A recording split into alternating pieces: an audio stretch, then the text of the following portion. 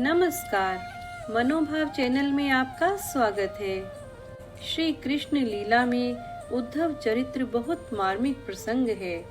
उद्धव गुरु बृहस्पति के शिष्य थे और परम विद्वान थे। वे तत्व ज्ञान के प्रकांड पंडित थे। कंस के वध के बाद जब श्री कृष्ण मथुरा में थे, तब एक दिन उन्होंने उद्धव जी को प्रेम की माधुरी का अनुभव कराने का विचार किया। इसलिए ज्ञान के साथ प्रेम व भक्ति का मर्म समझाने के लिए भगवान श्री कृष्ण ने उन्हें ब्रज भेजा था, जहाँ गोपियों का प्रेम देखकर वह अपना ज्ञान भूल गए थे। आज का कथा प्रसंग श्री राधा उद्धव संवाद पर आधारित है। जब श्री कृष्ण कंस द्वारा आमंत्रित होकर अक्रूर जी के साथ मथुरा चले गए, तो बहुत समय बीत जाने पर भी वापस नहीं लौटे। कंस वध के बाद मथुरा का कार्यभार संभालने में वे व्यस्त हो गए। अब श्री कृष्ण मथुरा के राजा हैं। प्रिय सखा उद्धव जी की निज सेवा है। मथुरा में सर्वत्र ऐश्वर्य है। अनेक दास दासियां हैं, 56 भोग हैं, सब प्रकार का सुख है। परंतु परमात्मा प्रेमाधीन है। वे प्रेम के अतिरिक्त अन्य साधनों से नहीं रिझते। श्री कृष्ण भगवान जब द्वारिकाधीश बन गए, तब भी वह ब्रज को नहीं भूले। द्वारका में जब श्री राधा और गोपियों की बात चलती, तो श्री कृष्ण को रोमांच हो आता, आंसू बहने लगते, वाणी गदगद हो जाती और वे कुछ बोल नहीं पाते। तब एक दिन श्री कृष्ण ने अपने प्रिय सखा ज्ञानी उद्धव से कहा, हे उद्धव, तुम शीघ्र ही ब्रज जाओ। ब्रह्म ज्ञान का संदेश सुनाकर ब्रजवासियों का ताप हरो। तत्पश्चात उद्धव जी ने ब्रज के लिए प्रस्थान किया। जैसे ही उद्धव जी ने ब्रज की सीमा में प्रवेश किया, प्रेम की मधुर रसधार ने उन्हें अपने रंग में रंगना प्रारंभ कर दिया। करील की कटीली झाड़ियों में उनका वस्त्र उलझ गया, मानो ये करील की कुंजे कह रही हों, उद्धव, इस प्रेम नगरी में जरा संभल कर जाना, कहीं ब्रज बालाओं की विरह अग्नि में तुम्हारे ज्ञान की पोथी न जल जाए। संभालो, योग की पूंजी न हाथों से निकल जाए, कहीं विरह अग्नि में ज्ञान की पोथी न जल जाए। अब उद्धव जी को ब्रज में आए 10 माह बीत गए। एक दिन मथुरा लौटने की अनुमति लेने के लिए उद्धव जी श्री राधा जी के पास जाकर बोले, श्री कृष्ण चरणों में यदि कुछ निवेदन करना हो तो इस दास को आदेश दीजिए। श्री राधा ने अत्यंत कातर शब्दों में कहा, उद्धव, राधा सी अभागिनी दुख भागिनी पापिन कौन, जिसको छोड़ मधुपुरी जाकर माधव मधुर हो गए मौन। ऐसी प्रिय वियोगिनी तरुणी मेरे सिवा न कोई और, प्रिय विछोह में शून्य दिखते जिसको सभी काल सब ठोर। श्री कृष्ण हमारे विरह में कातर हैं।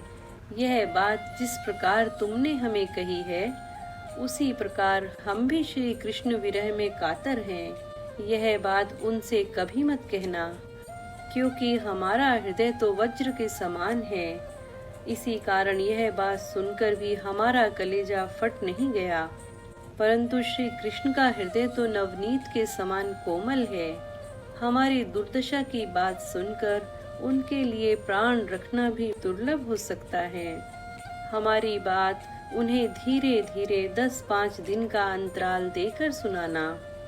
उद्धव जी ने राधा जी से कहा, आपके प्राण वल्लभ को एक बार ब्रज में आने के लिए अनुरोध करूं क्या? श्री राधा ने अत्यंत गंभीर स्वर में कहा, जब तक वे निश्चिंत होकर न आ सकें, तब तक उनका न आना ही ठीक है। हम केवल उन्हें पाकर ही सुखी नहीं होती, उनके मुख पर मुस्कान देखकर ही सुखी होती हैं। हे उद्धव, मुझे ऐसा लगता है कि मथुरा में कृष्ण कोई दूसरे होंगे। मेरे कृष्ण तो मेरे साथ ही रहते हैं, मुझे छोड़कर वे गए ही नहीं हैं। कल मैंने श्री कृष्ण की बांसुरी सुनी है। कदम्ब के पेड़ पर मुझे उनका दर्शन हुआ है। उद्धव जी समझ गए कि जीव जब भगवान से अतिशय प्रेम करता है, तब भगवान अपने माया के पर्दों को हटाकर स्वयं को प्रकट कर देते हैं। जीव जब संसार से प्रेम करता है, तब वे अपनी माया से अपने को ढक लेते हैं। यही बात भगवान ने गीता में भी कही है। श्री राधा के दर्शन करके उद्धव जी का अभिमान दूर हुआ। वे श्री राधा जी से मांगते हैं कि मुझे श्री कृष्ण प्रेम दे दो, मेरा ज्ञान शुष्क है। श्री राधा ने उद्धव को ज्ञान उपदेश देते हुए कहा, श्री कृष्ण की भक्ति और उनकी शरणागति सभी वरदानों में उत्तम वरदान है, क्योंकि श्री कृष्ण की भक्ति 5 प्रकार की मुक्तियों से भी श्रेष्ठ है और उनकी शरणागति ब्रह्म तत्व, देवत्व, इंद्रत्व, अमरत्व और सिद्धियों की प्राप्ति से भी बढ़कर है।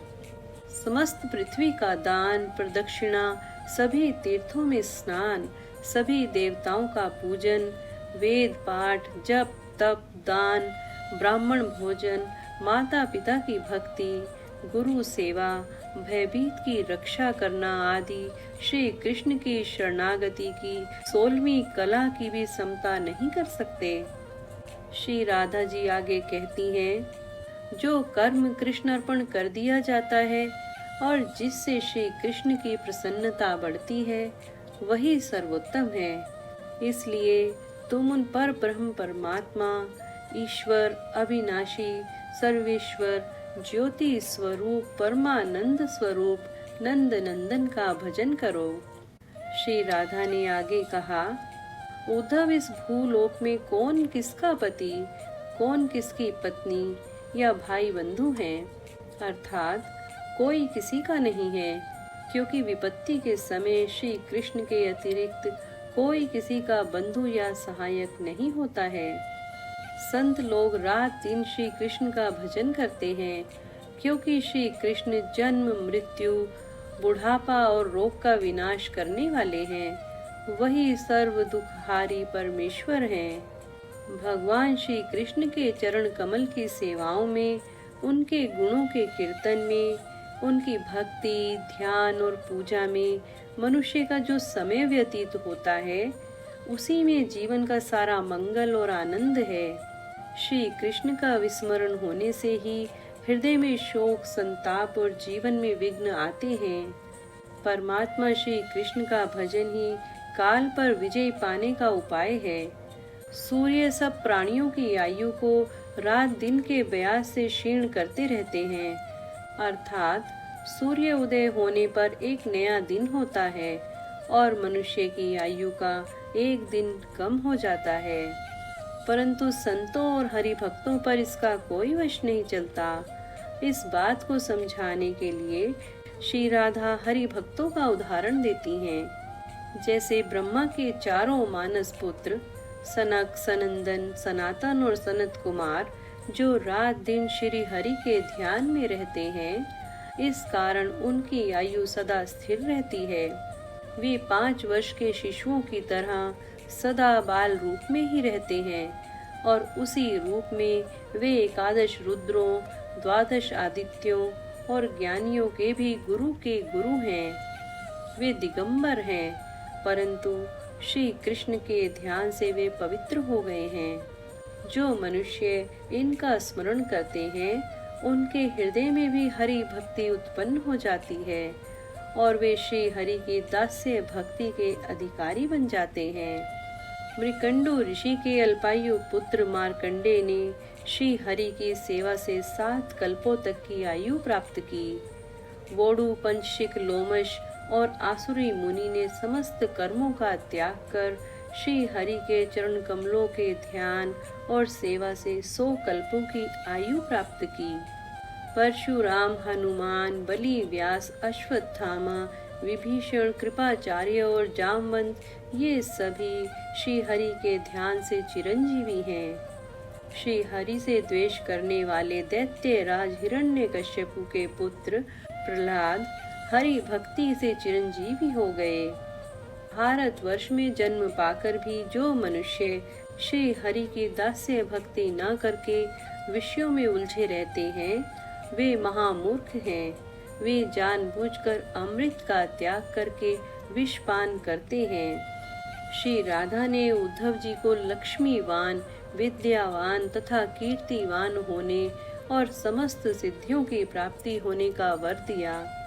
साथ ही श्री हरि के चरण कमलों की निश्चल दास्य भक्ति और श्रेष्ठतम पार्षद पद की प्राप्ति का भी वरदान दिया। श्री राधा के ऐसे ज्ञान को सुनकर उद्धव बहुत आश्चर्यचकित हो गए। उन्होंने उनके चरण रज लेकर अपने शीश पर धारण कर ली और भक्ति पूर्वक सिर झुकाकर श्री राधा जी की वंदना करते हुए कहा, वंदे राधा पदाम्बोजम ब्रह्मादि सुर वंदितम यत् कीर्ति कीर्तिनेव पुनाति भुवन्त्रयम्। नमो गोलोक वासिन्ये राधिकाय नमो नमः। शतशृंग निवासिन्ये चंद्रवत्यै नमो नमः। अर्थात मैं श्री राधा के उन चरण कमलों की वंदना करता हूँ जो ब्रह्मा आदि देवताओं द्वारा वंदित है तथा जिनकी कीर्ति के कीर्तन से ही तीनों लोक पवित्र हो जाते हैं। गोकुल में वास करने वाली राधिका को बारंबार नमस्कार। शतशृंग पर निवास करने वाली चंद्रवती को नमस्कार नमस्कार है। तो प्रेम से कहिए, जय श्री कृष्ण, जय जय श्री राधे।